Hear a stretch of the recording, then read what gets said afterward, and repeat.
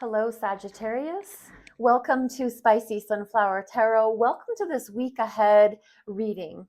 First part of June, you're already probably getting your feet wet in the month, and you might still be feeling the energy of the full moon that we all experienced on May 31st. May 31st full moon was special because it was a rare blue moon.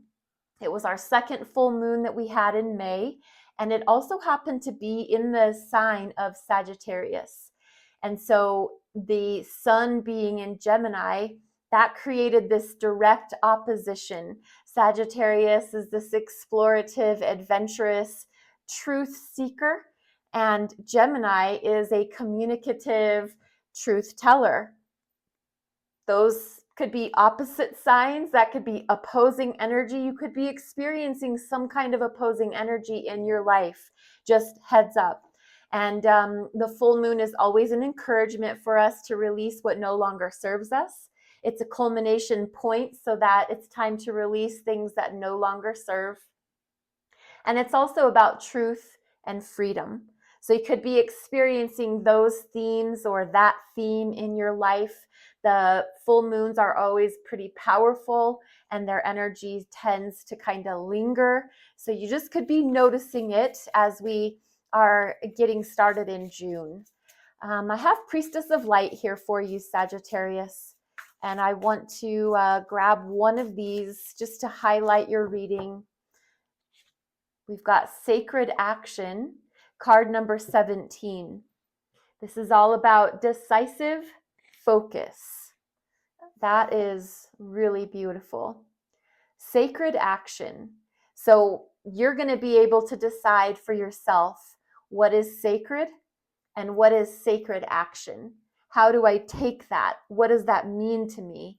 It's decisive focus. That determination, that look in those eyes on both the animal and the person, just zoned in, honed in on their target. They know what they want. They know what they're going for. It's card number 17. And that number could be significant for you if you're somebody that looks at number significance. 17 adds up to the number 8.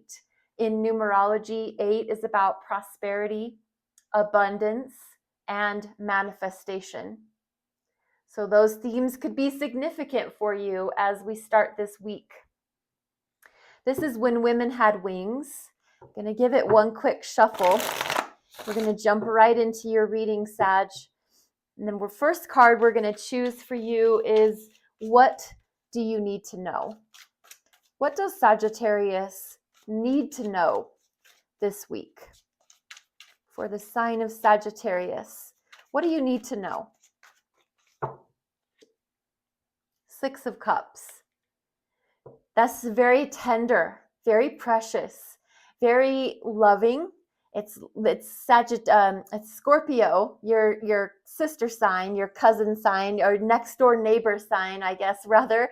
And 6 of Cups is it's water energy, of course. It could be dealing with a water sign in your life, but it is generally a very childlike, innocent, nostalgic, taking trips down memory lane, being very, reminiscent of your past, going back to your childhood, your inner child, or it could be remembering your first love, remembering your first kiss, remembering those sweet, tender feelings that you once shared, and maybe you're feeling those again.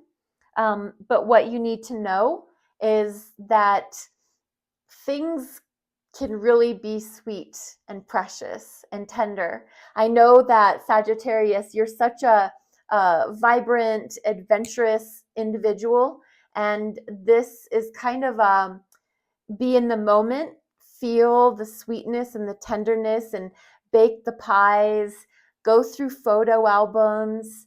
I don't know, just get back in touch with things that you used to love as a child. Get back in touch with the creativity that you once experienced, that creative abandon that you once had. Isn't that interesting? Because you've got sacred action and decisive focus. And then you have this kind of opposite energy of just be, paint, color, draw, have your favorite foods from when you were a kid, or reconnect with an ex. That could also be that energy there. What do you need to do? What does Sagittarius need to do? What do you need to do, Sag? The Magician. So you need to manifest your destiny. You need to, oh God, that's so beautiful because it's so much the same. It's such a similar message. You need to be magic. You need to create. You need to manifest. This is a major arcana attributed to the sign of Gemini, the sun sign that we're currently in. This is a really beautiful symbolic reminder that you are magic, that you are a creator, that you are blessed by heavenly universal energy. You've got this figure 8 symbol floating above your head.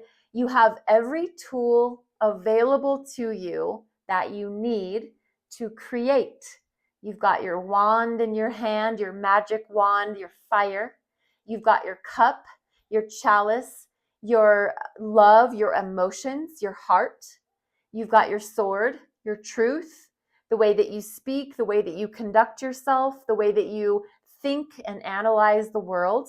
And you've got your pentacles, your ability to make purchases or be reimbursed.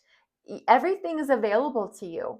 It's a matter of setting your mind, and it's determining and using that decisive focus and a sacred action. That's the Magician. This is what you need to do. You need to create. I don't know if this is telling you to, first of all, get back in touch with your childlike qualities.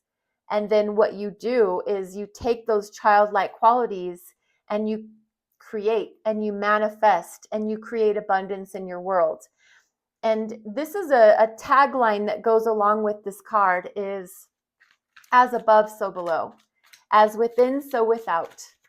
It's believing in your ability to create and manifest the life that you want. So what do you need to release? What does Sagittarius need to release? Sagittarius, the Queen of Swords. Oh, okay. I love this because Sagittarius, you are such a truthful sign, to a fault sometimes. No shade. I love Sagittarius, but I think that you tend to just spit it out, speak it. You feel it, you speak it. And that is Queen of Swords. That's what could use some, I'm going to say, refinement. And not that you shouldn't speak your truth, but this Queen of Swords is what you need to release. Now, to give you some qualities of Queen of Swords, it's a feminine energy. It's a feminine quality. It's more internal, and it is also more inclusive. So the Queen of Swords, it just gives me a vision of like her little special friends or her close-knit family, and she walks in and she talks about your outfit, or she tells you about the recipe that you brought to the potluck, or she gives you advice that you didn't ask for. It's kind of unsolicited. It's truth. It might very well be truth all day long, but it can sometimes come across harsh or too direct or just without feeling or thought put into the sensitivity of that might hurt someone's feelings.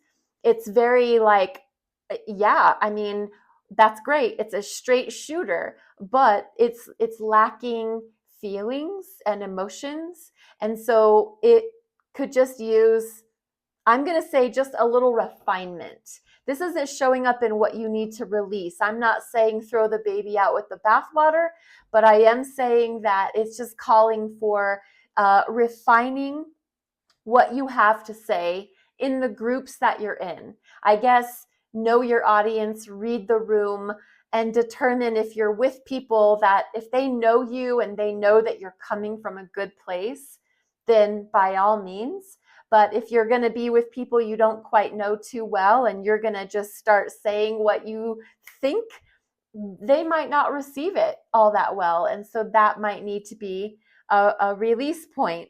Queen of Swords is a really direct, speak truth, boundaries, very clear. And again, it's a sword suit and it's the court card of the queen. And so it has to do with, very much with uh, facts over feelings, not really thinking too much about the way something's going to land for other people, like we talked about. So, this is a possibility, what you could need to release, Sagittarius. This is your reading. Thank you so much for watching Spicy Sunflower Tarot. I'm on TikTok and on YouTube, and your likes and your follows, your subscribes and your shares, any comments that you want to leave, always welcome, very appreciated. Thank you again for being a part of the channel. Be blessed and be well.